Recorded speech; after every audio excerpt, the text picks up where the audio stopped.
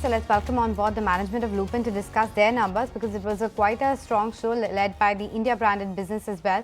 Ms. Vinita Gupta, the CEO, Nilesh Gupta, the MD, as well as Ramesh Swaminathan, Executive Director and Chief Financial Officer, is with us on the show right now. Thank you everyone for making time and speaking with us. Vinita, let me begin by asking you the US performance. How much was it driven by the latest drug launch that you have done? And even with respect to Spiriva, the generic version of that, were you happy with the kind of performance or it undershot your expectations a bit? We saw very stable inline business, continued performance on Spiriva and albuterol.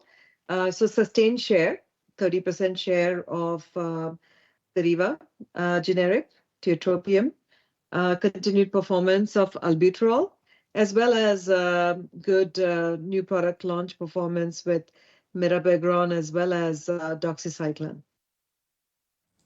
Right. Vinita, so for albuterol, how is it that you see it shaping up in the coming quarters, given the incremental competition which is now coming in from others like Amphastar as well as Amneal?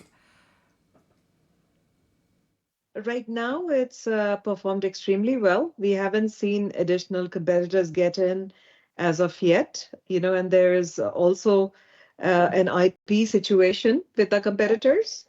Teva has brought claims against both Amneal as well as Amphastar on their IP on the device. So it's not clear when the additional competitors get in. But at this point, albuterol continues to deliver very well, and it has delivered extremely well during the quarter and has continued in the last couple of months. Sustained market share around 30% for albuterol, etc. But what are the other niche and limited competition launches which are lined up for the next few months and even in FY26?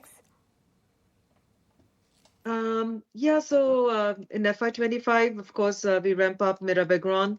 We have doxycycline. We have Predfort that we just got approval for last week. It's a CGT product, so we hope to have a nice upside from it. We expect to launch material injectables like glucagon, hopefully by the end of this year. So good number of products, to help to grow our business from a new product launch perspective. And then into fiscal year 26, we have material products like tolvaptan that we recently got positive, outcome from litigation just last week. We're getting ready to launch tolvaptan April next year, and then have other products like liraglutide, Victoza, and Saxenda products that we would expect to launch mid-calendar next year that would contribute to fiscal year 26, as well as Risperdal Consta out of a Nanomi facility that we filed a couple of quarters ago. We've had a recent FDA inspection, which was fairly positive. So we would expect by mid next year to also get approved with that product. So we would expect material contribution from products like tolvaptan, which of course, being a pretty large product and the 6-month exclusivity will contribute well into fiscal year 26, as well as our injectable products ramping up with the new product launches, as well as continued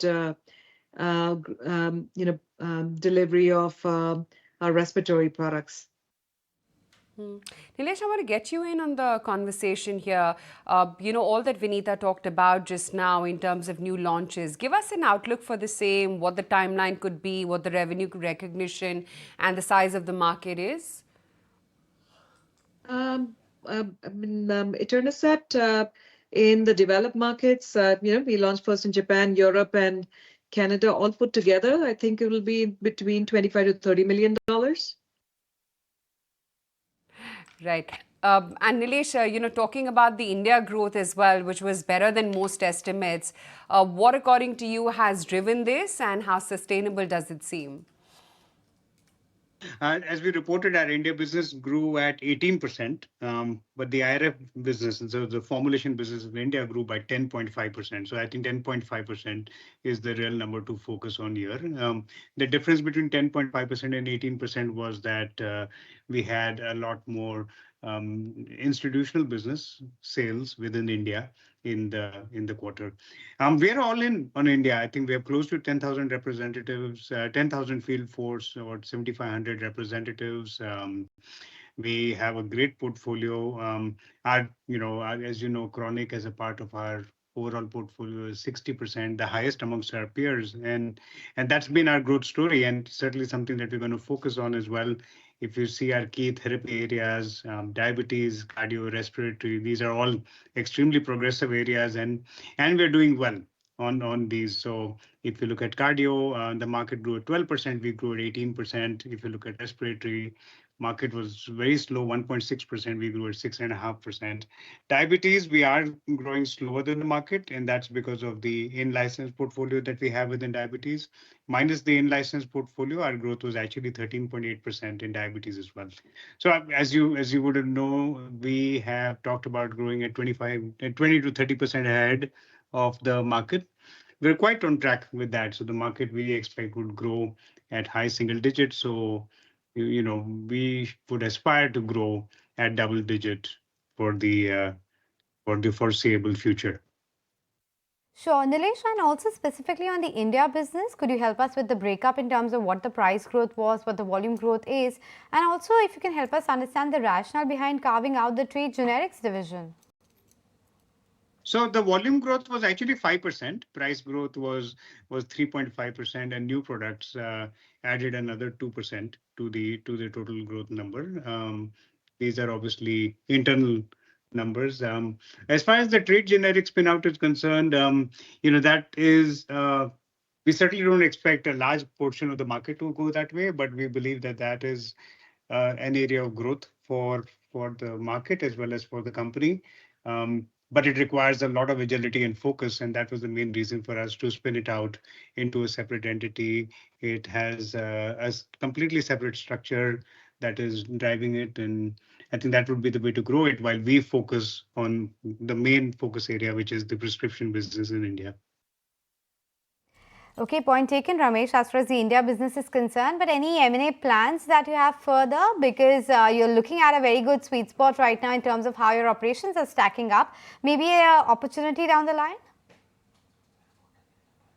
So we've just turned cash surplus this particular quarter. So we certainly had the wherewithal to go in for acquisitions if it came to that. And we are an acquisitive company. We are in fact looking around for good acquisition propositions in India for sure, and other parts of the globe where it could potentially be borrowed tons, but small albeit. But for sure, specialty is of great interest to us, and Vinita could speak a lot more about it. So, but clearly, we are acquisitive, and we would like to certainly, raise debt if it came to, because we believe that return on equity could certainly be enhanced if we were to, have debt on our balance sheet. Right, all of you, thank you so much for highlighting what the quarterly performance has been like, and more importantly, touching upon what the visibility going forward is. Vinita, Nilesh, as well as Ramesh, good to have you guys on board with us. That's Lupin standing up still. Strong 1994 is where the stock is. If you like this video, then like, share and subscribe to ET Now.